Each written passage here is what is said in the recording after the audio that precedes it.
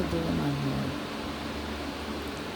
Now, I'm not insecure, but I do believe, when you go outside, people should look presentable. At home, I don't care how I look, but outside, I do kind of, get a little weird if I look a certain type of way. Now, yesterday, I did like some bantu knots. I look like myself when I was younger. And myself when I was younger, we didn't know about edge control and none of that. Like, I literally have pictures where I look like this. So, I need to slap on some edge control, but today is gonna be like 90 something. And you know that shit won't melt. And so I could be going outside with slick baby heads, and then I come back and the shit gonna look like this. Now, I'm a great believer that if you go outside looking one way is different, but then coming back, who cares? But the point is to know what products to use that can stay longer for as long as possible. That's what I like. That's what I go for. With that being said, the last video that I posted was about the argument and the little fight me and my baby daddy had. I had kicked him out. He had threatened me. I ended up letting him back in. He didn't beg to come back, none of that. I just contacted him and about our daughter, and then it was just like feeling awkward, and I missed him, we missed him, she missed him, and I'm not in the right space financially to like not live with him, like not have him home. But at the same time, I had the experience that I had. I thought about it like, okay, once I get my job, I could be a little more financially stable for myself and my child. But at the same time, I'm not trying to feel like I'm too unstable, which is something that I think he wants me to feel. It's like part of the gender roles, He's the provider, he's the guy, he's the man, he's the father. And I need to like kind of, what's the word? Bring it back some when it comes to my opinions, or simmer down some, or like not be too outspoken when it comes to attacking his role, because I don't do nothing. I be at home. I'm the comfortable one. I'm with the child all day, like little stuff. So it's like hurtful to me because I've been on both ends. Like before I met him, I was more independent, yet I was still at my parents' crib. So the only thing I do resent a little is getting pregnant. But at the same time, I'm very grateful that I got pregnant because I didn't know I could get pregnant. I was a heavy smoker, and you could say I was a heavy drinker too. So at some point, I kind of like, my youngest before her is going on 13. My oldest is going to be 15 this year. Last year I thought he was turning 15. This year he's turning 15. I've been in and out of their lives since their father has gotten custody, full physical custody. I miss my kids dearly. But they're boys, they're learning how to be boys, they're learning how to be men.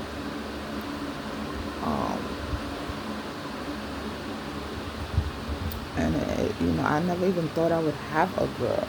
I thought my next child was gonna be a boy,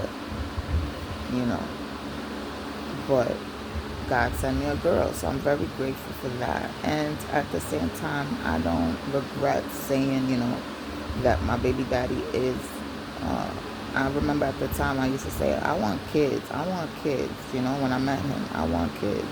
Because he was just that perfect to me.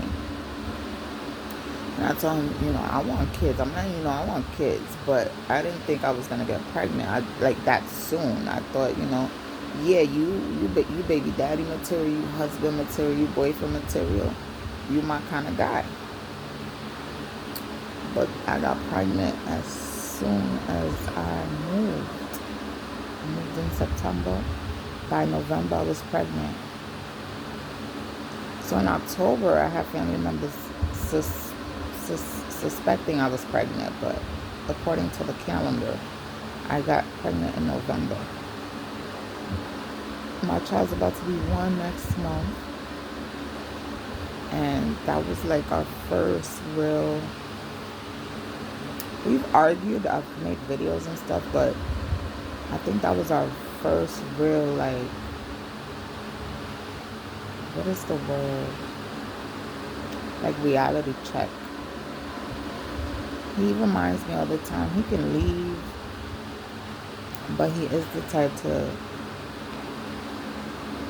be like, if I leave, you better be good, because nothing better happen to my child, If I leave and you bring another dude up in here, he better pay your rent, because I'm not gonna, like stuff like that.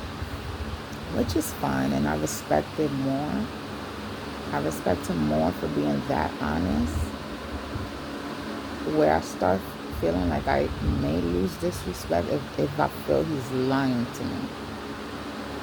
So far he checks out, which, attracts me more, and it's like I don't want to let him go. So I'm very grateful for him. I pray that we last, People see him and won't believe that I'm his girl. Or people see me and won't believe he's my guy. I like it like that.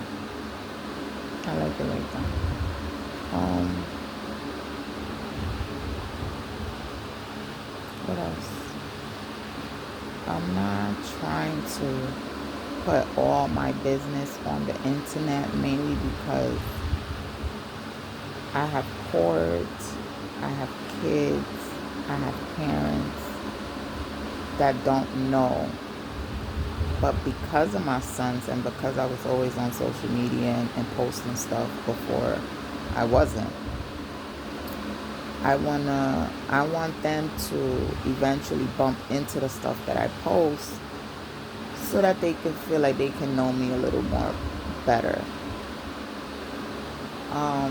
Because I just kind of want to remind them that when they were younger, this is the kind of stuff that mommy used to bring up, or back then they didn't understand any of that. So not that I'm trying to like brainwash them or anything, but like, if they ever get curious about their mother, I want them to see, oh, okay, she spoke about this, she spoke about that, she spoke about this, she spoke about that. That's all.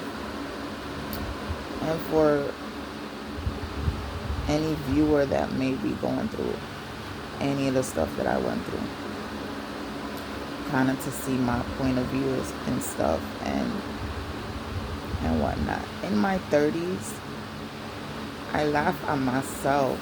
I laugh at myself because I notice how shallow I used to be. And that shit is funny to me. I think a lot of people from the Bronx are shallow. It's just a thing. And sometimes you gotta understand what's shallow, what's conceited, what's this, what's that, what's selfish, what's all of that. And I think I was a bit of all of that. And so now that I'm trying to build my home and trying to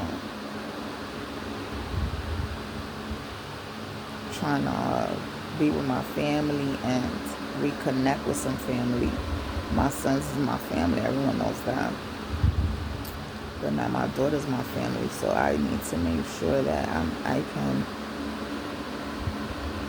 properly manage my situations, because it's not just about me. And even if it was about me, I still need to make sure I properly manage my situations before it gets out of hand. Because once it gets out of hand, that shit is sad. You know. It's Saturday morning. I'm waiting for my daughter to wake up. I woke up early. My daddy went to work. So we trying to have a good morning, a blessed morning. I wish everyone a blessed morning. I want to start doing Snapchat again.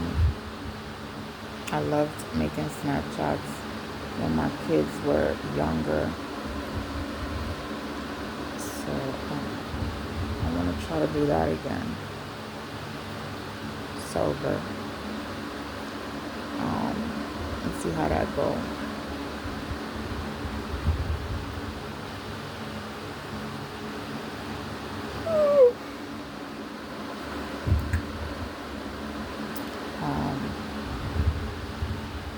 Yeah. Sober living. Voluntarily, by choice. I look at some of these videos on Instagram. Videos of people on the train, videos of people outside. And New York is a little too crazy for me. I feel like it never was like that. Especially the Ave.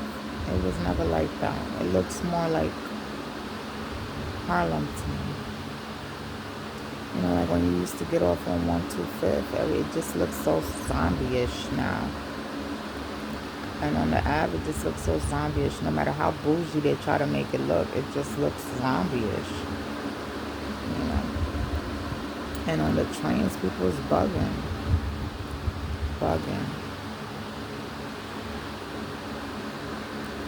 I get homesick sometimes, but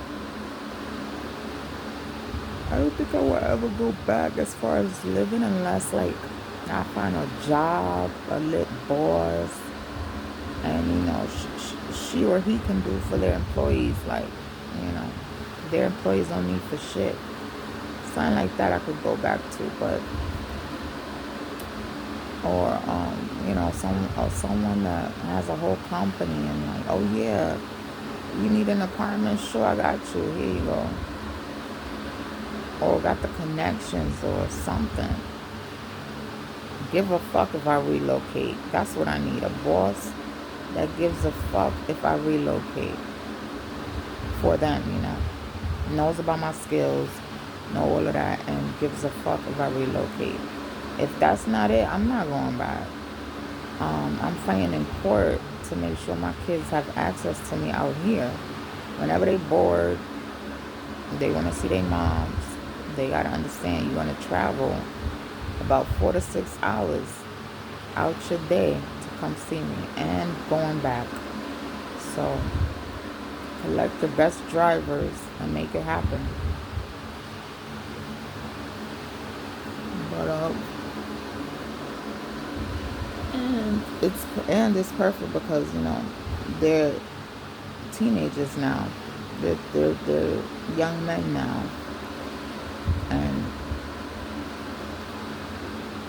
New York is getting too crazy. They don't know yet. And so I pray every day that my sons are safe, get home safe, go to and back from school safe. Nothing happens to them, I really, really, really pray that nothing happens to them. I'm all the way out here and I just can't picture, how parents are. Parents picture the worst before they picture the best. And it's like, I'm not ready for no bad news, So I think that's all I wanted to say. I have 2 more videos I want to post the previous videos that I posted.